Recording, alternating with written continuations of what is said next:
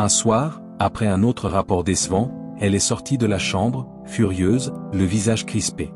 Je n'en pouvais plus de cette distance entre nous, alors je l'ai supplié de me dire ce qui n'allait pas. C'est là qu'elle m'a lâché froidement, « Ton sexe est trop petit, je ne ressens rien. » Ces mots m'ont détruit. J'étais paralysé par la douleur, incapable de comprendre. Bienvenue sur Gouman TV, ici on parle de déception amoureuse et des histoires de couple. Si tu es nouveau sur la chaîne, je t'invite à t'abonner et surtout d'activer la cloche de notification pour ne manquer aucune des prochaines publications. On publie 2 histoires par semaine le lundi et le jeudi, ici même sur YouTube à partir de 20 h. Et on a également une session en direct sur TikTok tous les samedis à partir de 20 h où les gens viennent raconter leurs histoires en direct. Alors si toi également tu as une histoire que tu souhaites partager, que ce soit la tienne ou celle d'une personne que tu connais, envoie-la en note vocale au numéro WhatsApp qui s'affiche à l'écran et on va la jouer ici. Sur YouTube, sur Facebook et sur TikTok. Ceux d'entre vous qui aimeraient que leurs histoires soient diffusées de manière anonyme, ne vous inquiétez surtout pas. Vous n'avez qu'à le préciser avant et votre voix sera modifiée de sorte que personne ne puisse vous reconnaître à travers elle. Et de grâce les amis, laissez toujours un commentaire à la fin de l'histoire car ça permet d'encourager les narrateurs, de référencer la chaîne et de faire grandir la communauté. Alors sans plus tarder, on va écouter l'histoire d'aujourd'hui.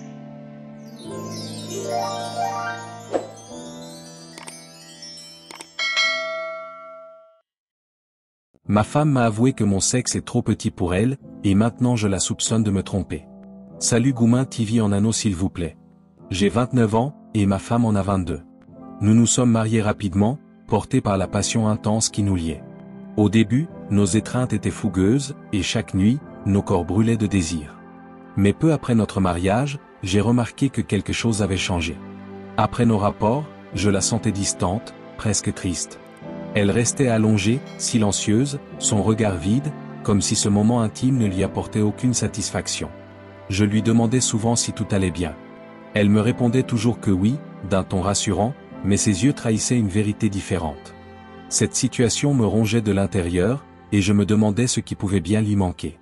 Un soir, après un autre rapport décevant, elle est sortie de la chambre, furieuse, le visage crispé.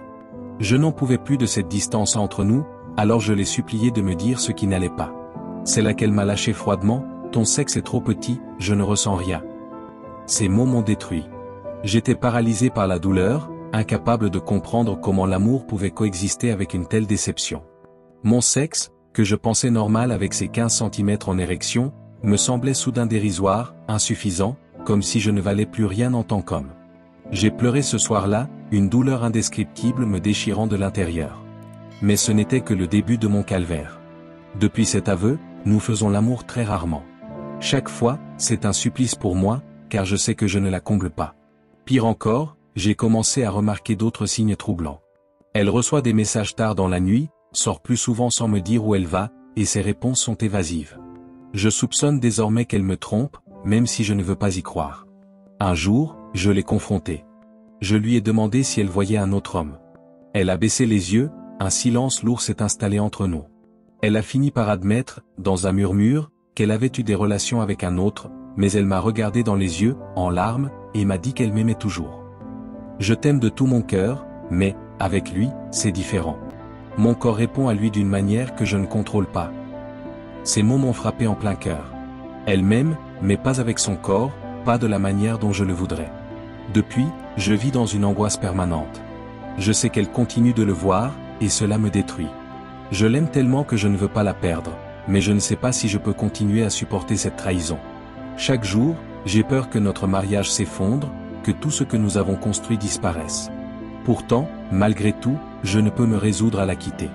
Je lui donne tout ce qu'elle demande, mais je sais que cela ne suffira jamais à combler le vide qui s'est installé entre nous. Gouman TV. Je suis dévasté. Que dois-je faire ?